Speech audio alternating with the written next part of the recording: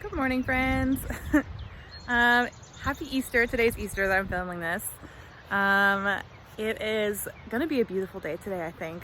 It was raining all day yesterday, so we couldn't do a lot in terms of projects. I had to run out here because it's early morning. I have my coffee, and the light out here is just beautiful. And if you can hear, the birds are just going nuts. Oh, it's wonderful.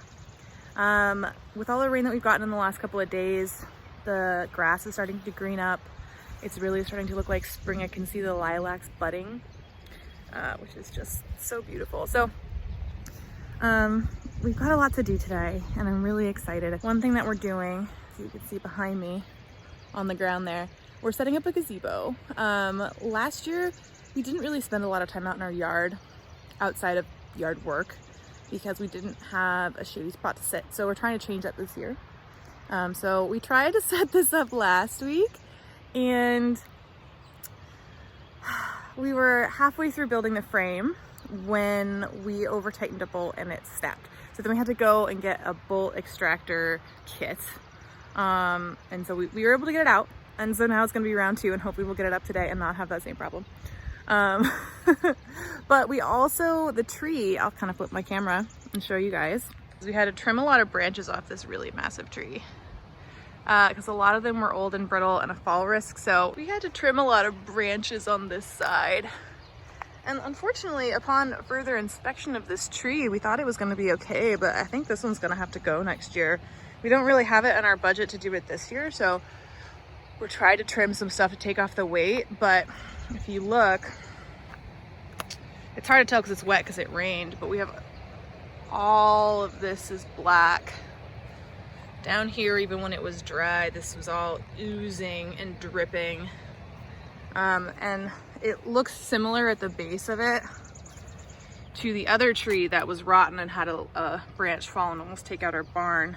So this guy is probably gonna also have to go, which just breaks my heart, because when we bought this property, there were so many big, old, beautiful trees that were probably over 100 years old, and they loved them. And this is the last one standing because, you know, the other ones just were diseased, they were falling, they were at risk, they were, you know, not healthy. And I was hoping we'd be able to keep this one, but I think we're not going to be able to. It's challenging, and I think this just goes to show that, yes, big trees are great, but you have to take care of them, right? If you just neglect proper pruning and tree care for years, it becomes a hazard and a burden and a heartbreak for future stewards of your property. So maybe we'll plant another tree that can get very big and really nourish it and take care of it. That's the goal. But I've noticed that that's a thing in our area too. As we drive around, we see so many of these big trees that are falling apart that are hazards. So I think it's just a nature of living this far north, of having so much old growth, but also just a lot of people who don't have the time and maybe don't have the money to get the trees removed. Because when we got this guy's twin removed, who was sitting over on this side, this guy, it cost us like over $2,000 to get it removed. And so this one I think is maybe almost bigger. So probably gonna be about the same. So that's gonna be a next year expense, assuming we don't lose more branches and it necessitates taking it down sooner. I'm hoping not, but we'll see. I also figured this morning, just since I like being out here, that I would give you guys a tour of what's different about our property, since I didn't do that in the last video. So I'm gonna start over here. So one of the things that is new this year is this chicken coop. So we had different coops last year. But unfortunately we lost 3 chickens to a skunk. And so we thought that they needed something a bit more intense. We do have more hens. So Karen is the only one here, this red one, is the only one here from the original flock, and Richard, the rooster. But all of these other girls here we got from a rescue network on Facebook. And none of them lay. They're all older ladies that we got. So we're just happy to have them come scratch around, you know, for the rest of their lives here. And they're doing really good. So we'll do a video on how we built this more in depth in the future. But it has an automatic door. So that rises up and down sunrise and sunset. And that has been really great. It was really awesome to have this over winter too. So the last ones that we had, there's one of the old coops, which we don't really use. We keep it there in case one of the chickens gets picked on or sick or something. We haven't had to use it though. We might get rid of it. But there wasn't a lot of room for them, and they were really miserable our first winter here, but we didn't know a lot about chicken care, and our people we got our chickens from were like, oh, you can kind of just forget about them, which I don't think is really true. But this has a lot more space. There's room to roost on the inside. Underneath didn't collect snow, so they had a dry place to hang out during the day, and they just fared so much better over winter, which is awesome. The next thing that's changed is there was a huge apple tree here that we very, very recently, as you can tell from the mess, just took down.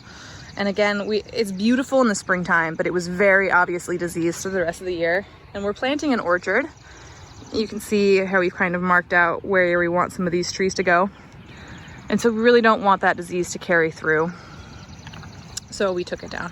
It was also just ginormous and cast a lot of shade. And so there wasn't really a lot of room for other fruit trees. As a result, you excited, puppy? Taking out the compost. Oh.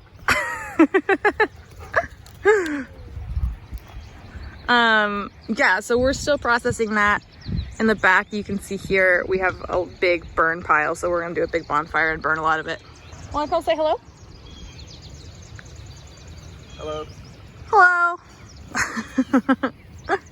What's he doing? Zoomies! Zoomies! Doing laps. Doing laps. What are you doing, silly boy? What are you doing, silly boy? Finny's a rescue dog, and I feel like we've had him for a year and a half, and he just unfurls more and more every single week. He would not play with anything, and now he'll catch a stick. I feel like that is the best thing about rescue animals, is the reward of watching them like unmelt and become who they're gonna be. It's the best thing. He's a wily one. Yeah, baby. I think all of these beds were here in my last video, so none of them are new. We are adding 4 new beds in the back. Oh, we did build this as a grape trellis. Unfortunately, I think the grapes we planted did not make it, so we're gonna try again this year. Such is life. We didn't know you have to baby grapes. Yeah, we didn't baby the grapes. So, but yeah, so here is our asparagus bed. I did see one crown peeking out the other day. Let's see if we can find it. There it is. First little purple crown coming up. How exciting is that? Oh, it's purple right off the bat. Purple right off the bat, yeah. We'll keep that covered. And hopefully we got more coming up. That's most of what's changed on the outside of the property. Pretty soon we're gonna build a new fence up at the front that we can plant kiwi berries on. So that's gonna be a project that we're gonna do pretty soon. These here, this is what we kind of used to build a trellis on for growing up last year, but it's too flimsy. So what we're gonna do is we're gonna take it down. We're gonna use some of this in the fence that we put up in the front, and we're gonna get more legitimate cattle panels that have a bit more structure. And we're gonna fix that because that's sad. So what are we gonna do today? Gazebo? Gazebo. Mm-hmm. And then our friend is gonna come over and help us with the tree, trying to clear the rest of that tree mess. Lots of tree. Lots of tree. Yep. We have a bunch of wild black raspberries that I think have just been left to run wild on the edges of our property, and some of them are in inopportune places in the garden bed. So my goal for today is to try to transplant some into one more central area and then put some supports there so that we can actually propagate those. Oh my God, the chickens are going inside the barn. Always. Always. Oh, there they go. Okay. I think they're hungry. Classic. Okay. They're looking for their food in there. I haven't given them breakfast yet. Yep. We still have to do some clearing of beds because we didn't clear them out last fall because we were just too busy. And a little mulching. A little mulching. And then I have a bunch of seedlings I need to up pot, and I have some stuff I need to start down in our ceiling area in the basement. Yeah. So. Lots of stuff. Lots of stuff. I also need to start hardening off our little brassica babies. So maybe I'll bring those outside today and do the first day of hardening off because those are going to go out pretty soon. Yeah. I'm excited. Yard work. It's so good to be out here after the winter. I'm so pleased. Yeah, it's still cold every night. It's still like 30s every night, but right now it's like 40. By noon it'll be 60. Yeah, good day. So we got our gazebo up, which is great, but unfortunately I filmed a time lapse of it, but the file got corrupted, so I don't have that, but it got up anyway. It's not the nicest, but eventually we're going to build a much nicer gazebo that's strong enough to trellis some like more hardy vining stuff on it, like kiwi berries or something of that sort, grapes maybe. But then it got really, really windy and cold. So I think some of our outdoor projects are going to get postponed to a day that's a little bit less windy. But that's totally okay because I have a bunch of other stuff to do down here in the basement where it's not cold and windy. So I right now am just up potting some greens. And I'm experimenting this year with starting some of my greens indoors. So I'm just separating these guys out to see how that works, because I did a lot of direct sowing last year and I found that by the time they were up, it was late enough in the season that they just bolted right away and didn't really work very well. So I'm experimenting. So right now what I'm doing is separating arugula. I'm going to direct sow some arugula this year as well. And we'll see what works better, what I like better.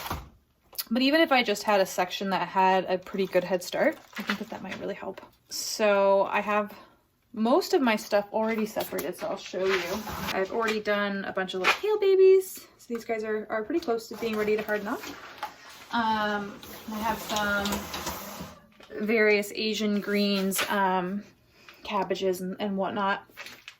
And this I think is the last of my greens. I have some spinach babies too that I'm going to separate.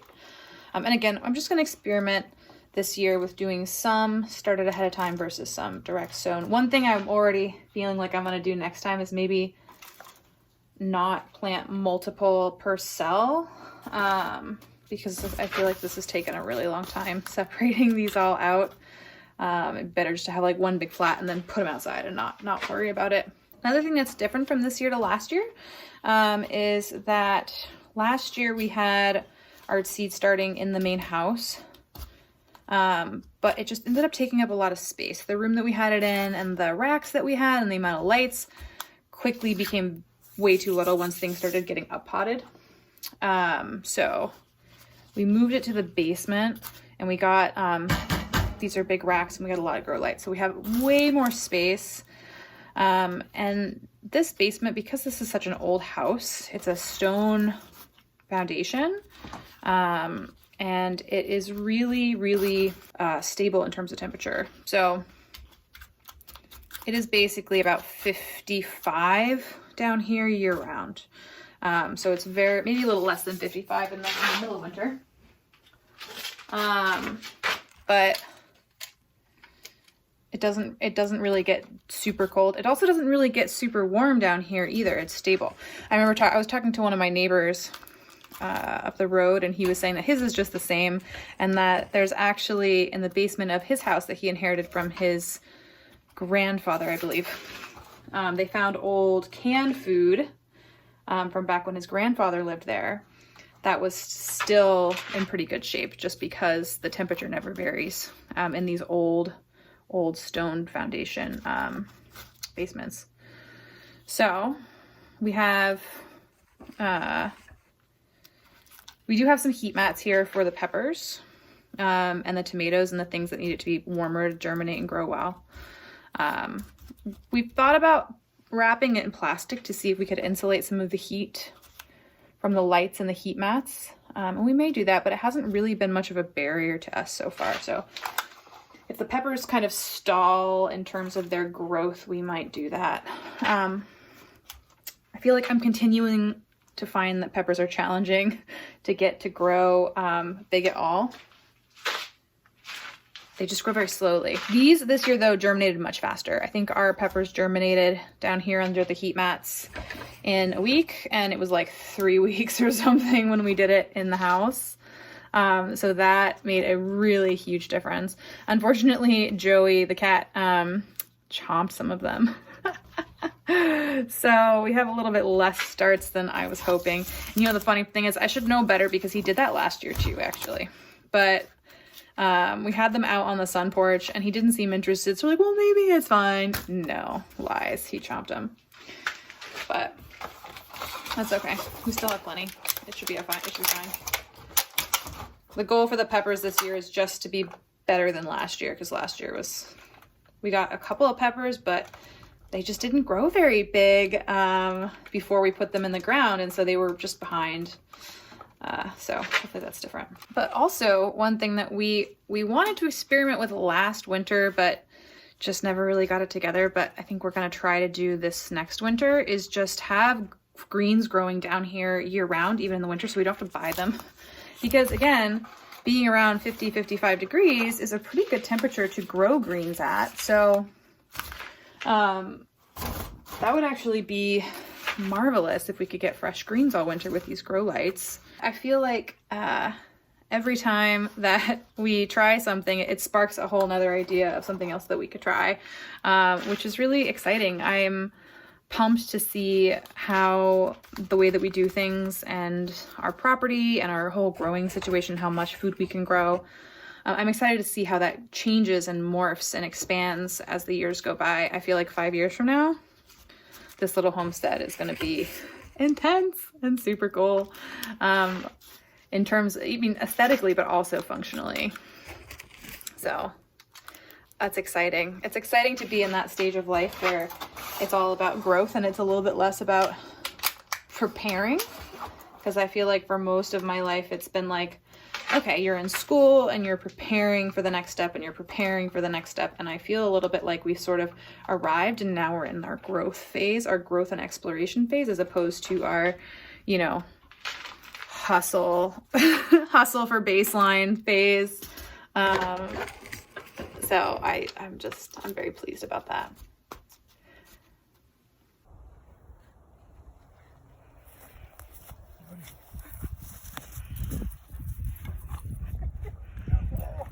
Mom, I got a stick.